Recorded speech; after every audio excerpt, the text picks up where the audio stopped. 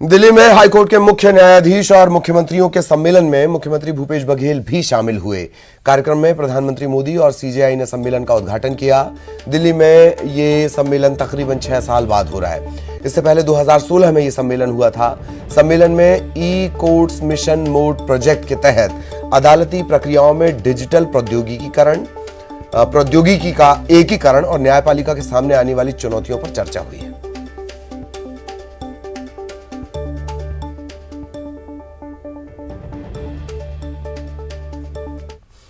Mission 2023 में जुटी कांग्रेस ने चुनाव को लेकर अपना टारगेट तय कर लिया है। पार्टी ने 2023 में 71 सीट जीतने का टारगेट रखा है। मुख्यमंत्री भूपेश बघेल ने कहा कि हमारा लक्ष्य पहले से तय हो गया है। पार्टी 2023 के चुनाव में 71 सीटों पर जीत दर्ज करेगी। उन्होंने बीजेपी नेताओं की दिल्ली तलब किए जाने पर तंज कसा और कहा कि बीजेपी में अंदर ही अंदर कुछ पक रहा है।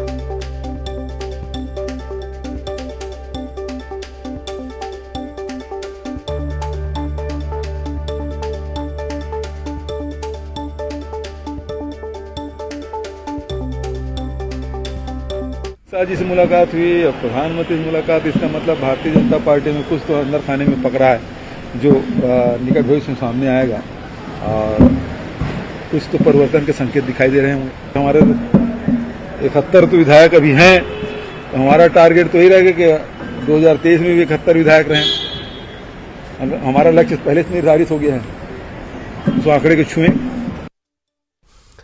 मिशन 2023 को लेकर दिल्ली में छत्तीसगढ़ बीजेपी के मंथन में प्रदेश के नए चेहरे पर चर्चा हुई है। छत्तीसगढ़ में 2018 से लगातार चुनावी हार पर पार्टी के केंद्रीय नेताओं ने मंथन किया। चुनाव से पहले आदिवासी समुदाय पर पकड़ बनाने के लिए रणनीति तय की गई है। दिल्ली में बैठक के बाद रायपुर लौटे नेता प्रतिपक्ष ने कहा कि दिल्ली में मिशन 2023 पर मंथन हुआ है और भी बहुत सारी चीजें कही उन्होंने।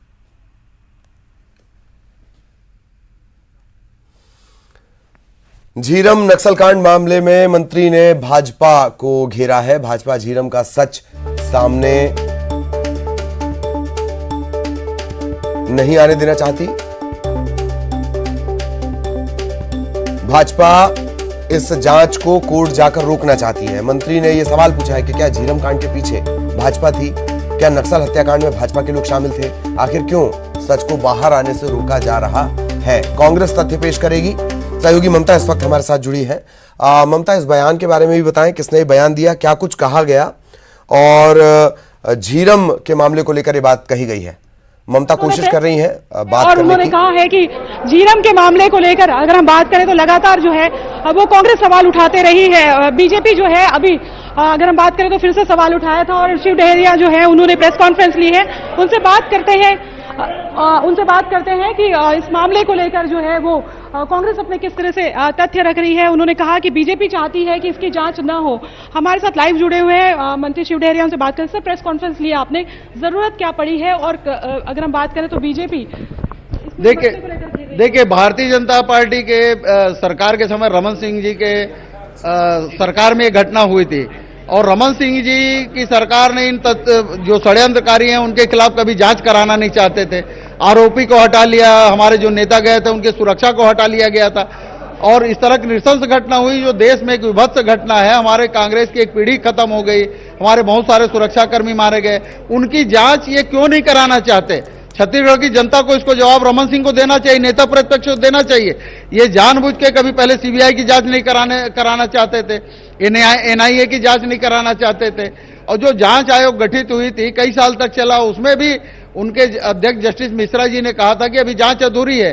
इस बीच उनका तबादला हो गया तो और जो रिपोर्ट इन लोगों ने प्रस्तुत की थी आधी अधूरी रिपोर्ट प्रस्तुत हुई थी। इसलिए इसमें जांच जरूरी है और न्यायिक जांच आयोग हो के निर्णय के आधार पर 6 महीने में उसका रिपोर्ट आ जाएगी। उसके बाद दोषियों के खिलाफ सख्त कार्रवाई की जाएगी। भारतीय जनता पार्टी को इस बात का जवाब देना चाहिए छत्तीसगढ़ की जनता को, वो जांच को क्यों रोकना चाहते हैं? इतनी बड़ी घटना हुई है, रोज ये किसी न किसी कारण से कभी धरना प्रदर्शन करके, कभी न्यायालय में जाके, कभी केंद्र सरकार के माध्यम से ये जांच को क्यों रोकना चाहते हैं? आखिर वो चाहते क्या हैं?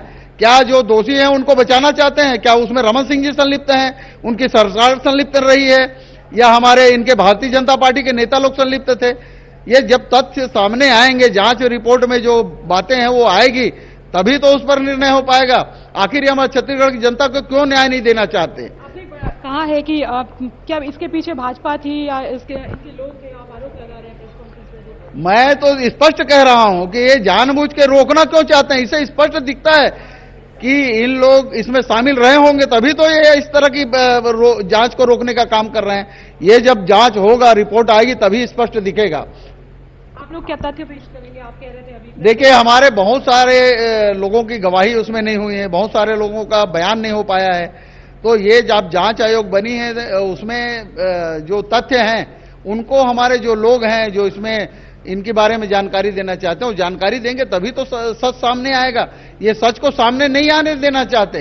भारतीय जनता पार्टी की 5 साल की जो कार्यकाल रहा है, उसमें रमन सिंह जी खुद जानबूझ के इन तथ्यों को छुपाना चाहते थे।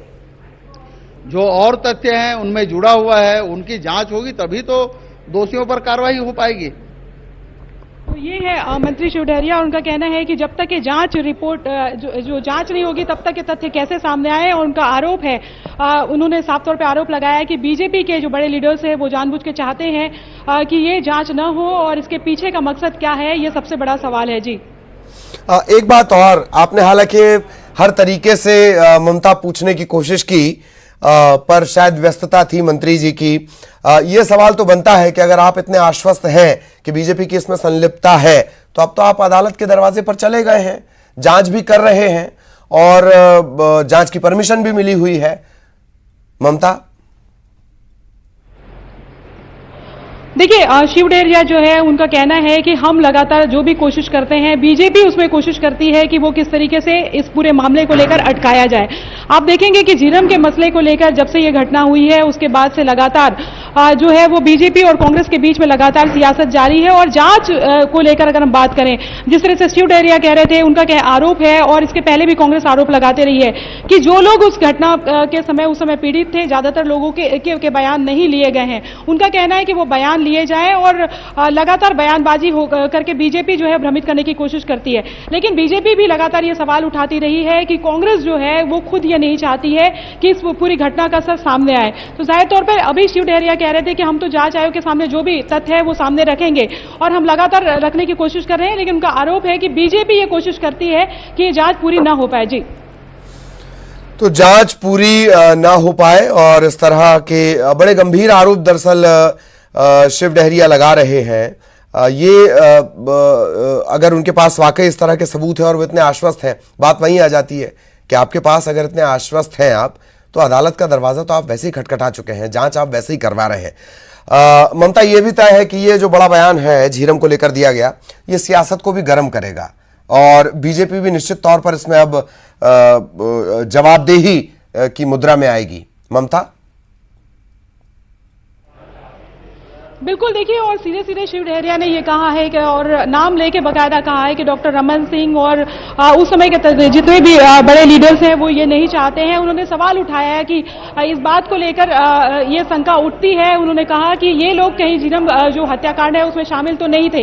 ये अपने आप में एक बहुत बड़ा आरोप है और मंत्री है शिव डहरिया और प्रेस कॉन्फ्रेंस लेके बकायदा उन्होंने ये आरोप लगाया। तो जाहिर तौर पर इस तरह के जब आरोप लगते हैं और खासतौर पर अगर हम बात करें तो इतना बड़ा जब आरोप लग रहा है तो कहीं ना कहीं बीजेपी की तरफ से देखना होगा कि उनकी तरफ से किस तरह की चीजें सामने रखी जाती है। हालांकि इसके पहले भी अगर हम बात करें तो कांग्रेस लगातार ये कहती रही है कि उस समय चूंकि मुख्यमंत्री जो है डॉक्टर रमन सिंह थे और उस तरह की चीजें नहीं की गई, जांच को रोकने की कोशिश की गई। और ये हमेशा ये तो तय है ममता कि शिव डहरिया किन आधारों पर ये बात कर रहे हैं, पर कई तथ्य ऐसे हैं जो ये बताते हैं कि एनआईए पर्यटन पर गया हुआ था जांच के नाम पर।